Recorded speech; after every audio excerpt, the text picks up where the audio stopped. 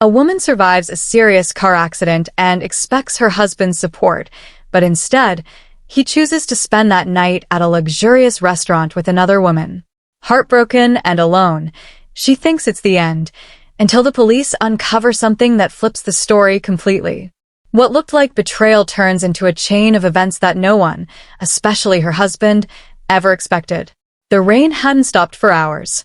The city lights blurred against the windshield as I drove home that night, exhausted but happy. I had just finished a long day at work, and all I wanted was to see my husband's face, maybe share a quiet dinner. But fate doesn't wait for the perfect moment.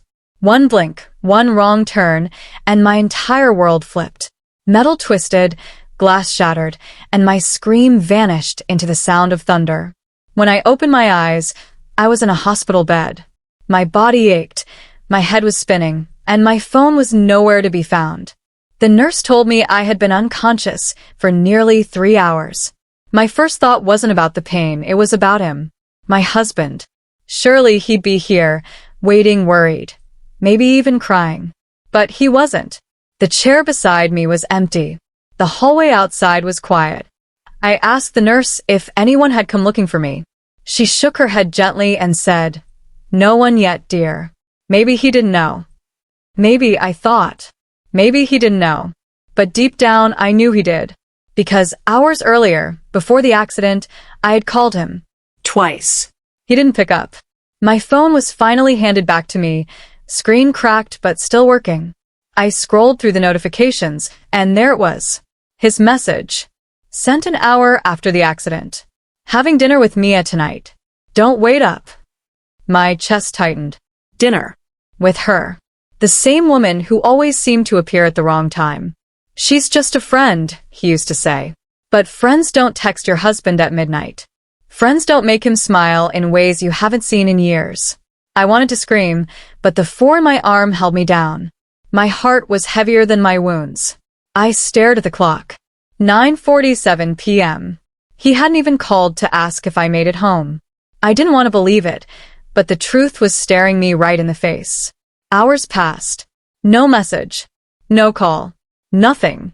At midnight, the nurse came in to check my vitals. "Anyone I can call for you?" she asked. I shook my head. No one left to call. She gave me a sad smile and left the room. I turned my head toward the window. The rain was still falling, but slower now, like it was mourning with me. By morning, I was cleared to leave. My car was a wreck, my body was bruised, and my marriage, well, I wasn't sure it existed anymore. I took a cab home. The house was silent. His shoes were gone. His favorite jacket missing. I opened the bedroom drawer. Empty. He hadn't just ignored me. He'd left. There was a note on the counter. Just one line. I need space. No sorry. No concern. No humanity. I sat there for hours, staring at that piece of paper. My hands were shaking, not from pain, but from anger. Space? After everything we'd built? After every promise he'd made? I wanted to call him, scream at him, demand answers, but something inside me said wait. Just wait. That evening, as the sun disappeared behind gray clouds, my phone buzzed. Unknown number. I hesitated, then picked up. "Mrs. Thompson," a voice said.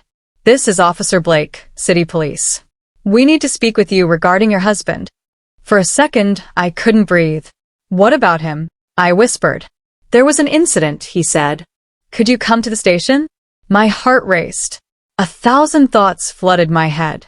Accident? Arrest? What happened? I drove there as fast as I could, every possible scenario flashing through my mind. When I arrived, Officer Blake met me at the entrance. His face was calm, but serious. "Your husband was involved in a disturbance last night at La Breeze restaurant," he said. "He and a woman were seen arguing loudly. Witnesses called us when things got out of hand." My throat went dry. "He was with Mia?" The officer nodded. "Yes. But that's not all. When we arrived, he attempted to leave the scene. There was an altercation, and we had to detain him for questioning." I blinked, speechless. The man who couldn't visit his injured wife had time to fight at a restaurant. I didn't know whether to cry or laugh. But before I could react, the officer continued. During the routine check, we found something unusual in his car, he said carefully. Receipts, messages, things you might want to see. He handed me a small folder. My hands trembled as I opened it. Inside were photos, my husband and Mia at the restaurant, laughing, holding hands, and then a receipt dated the same night as my accident. A 5-course meal, 2 bottles of sparkling water, and a tip larger than what I earned in a day. But it wasn't just the dinner that caught my eye. On the back of the receipt was a note, written in his handwriting. Finally free tonight. I felt my knees weaken. The room spun again. The officer steadied me. You okay, ma'am? Free? I whispered. Free from what? That's when Officer Blake said something that made my blood run cold. The restaurant surveillance shows him getting a call right before the argument started. It was from the hospital. They told him about your accident. He paused. He looked at the phone, then put it face down and continued eating. For a few seconds, I couldn't hear anything. The world around me just stopped. My husband, the man who vowed to protect me, had chosen fine dining over me, over the woman who would have given him everything. I didn't cry. Not anymore. Something inside me snapped. That's when I looked up at the officer and asked, "What happens next?" He said they were pressing charges for disorderly conduct and obstruction. But that wasn't what mattered. What mattered was that, for once, the truth was out. The mask had fallen. And the man I once called my husband would finally face the weight of his choices. As I walked out of that police station, the rain had stopped. The sky was clearing, golden light breaking through the clouds. I took a deep breath and whispered to myself, maybe this accident didn't break me. Maybe it set me free. When I got home from the police station that night, the silence didn't feel heavy anymore. It felt clean, like the noise had finally stopped. The house that once smelled of his cologne and laughter was now filled with the sound of my own breathing, and it was peaceful. I poured a glass of water, not wine, not anything fancy, and sat by the window. The city lights shimmered like small promises, and I whispered to myself, he chose his freedom. Now I choose mine. The next morning, my phone wouldn't stop buzzing. Messages from friends, distant relatives, people I hadn't spoken to in years. They had seen the photos. Apparently, the restaurant scene had gone viral. Someone recorded the whole thing. Him shouting at Mia, the police stepping in, his face red with anger. Everyone had an opinion now, everyone except me. I didn't need to speak. The world was doing it for me. But inside, I wasn't angry anymore. I was calm, almost frighteningly so. When betrayal goes too deep, it stops hurting. It turns into silence. Into strength. 2 days later, Officer Blake called again. Mrs. Thompson, your husband's been released. He's asking if he can come pick up some of his things. I took a deep breath. He can, I said, but I won't be here when he does. That evening, I packed everything that reminded me of him, his books, his shirts, even that ridiculous watch he loved more than anything. I placed them all in boxes near the door. On top of one, I left the hospital bracelet I'd been wearing the night of the accident. A silent reminder of where I'd been and where he hadn't. When I finished, I stepped outside. The air was crisp, fresh. For the first time, I felt light, like I was finally standing on my own ground. I went for a walk, no destination in mind. Just walking, breathing, living. And then I heard a familiar voice behind me. Emma? I turned. It was him. My husband. His face was pale, eyes heavy. He looked smaller somehow, like the arrogance had drained out of him. He took a step closer. I didn't know what to say, he began, his voice trembling. I made a mistake. I panicked. I stared at him for a moment. A mistake? I repeated softly. You got a call from the hospital, and you chose dinner. That's not panic. That's choice. He tried to reach for my hand, but I stepped back. His fingers froze in the air. Emma, please. You don't know what that night was like. I wasn't thinking straight. Mia. Don't. I said quietly. Don't say her name. Not now. Not ever again. He looked at the ground, shame filling the spaces where pride used to live. The police said they might file charges, he said, almost whispering. I could lose my job. I looked him dead in the eye. Then maybe you'll understand what losing something truly feels like. For a long time, neither of us spoke.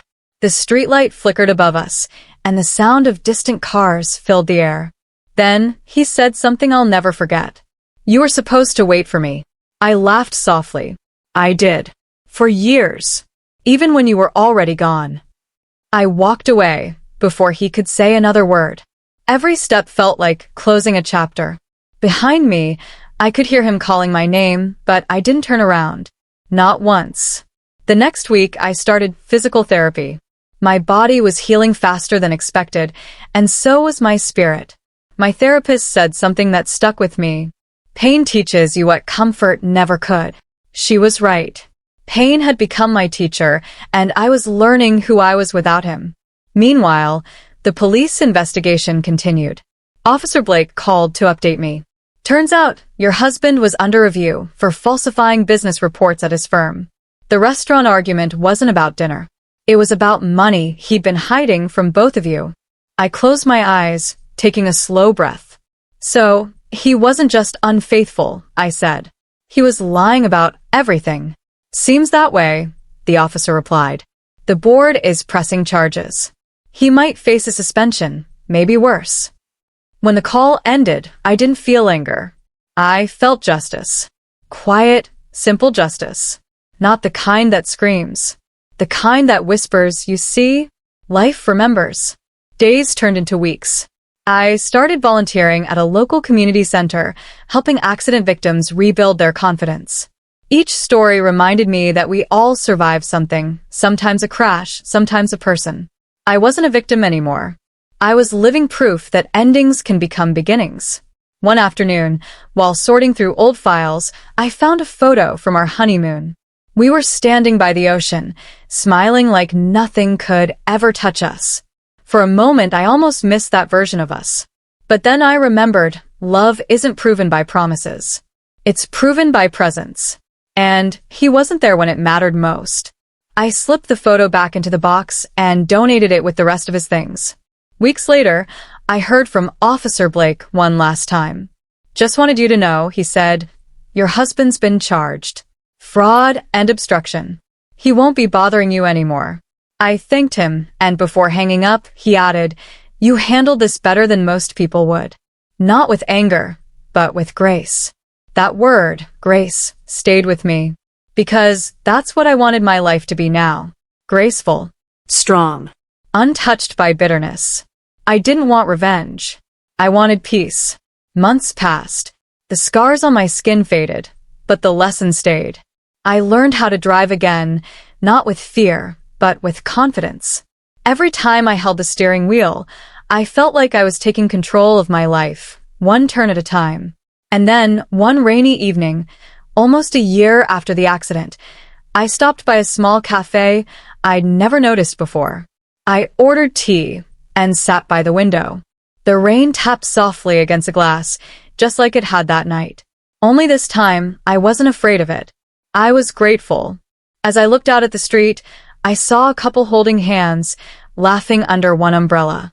Instead of pain, I felt warmth.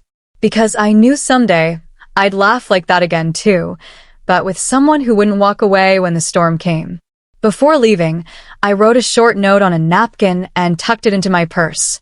It said, "Sometimes losing what you love is how you find what you deserve." When I stepped out into the rain, it didn't feel cold. It felt alive. Every drop a reminder that even the sky has to cry before it clears. I walked home that night with no fear, no bitterness, no regret. Just a quiet certainty in my heart that the accident didn't destroy my life. It revealed the truth. It removed what wasn't real, and in its place, gave me something priceless. Peace. And maybe, just maybe, freedom.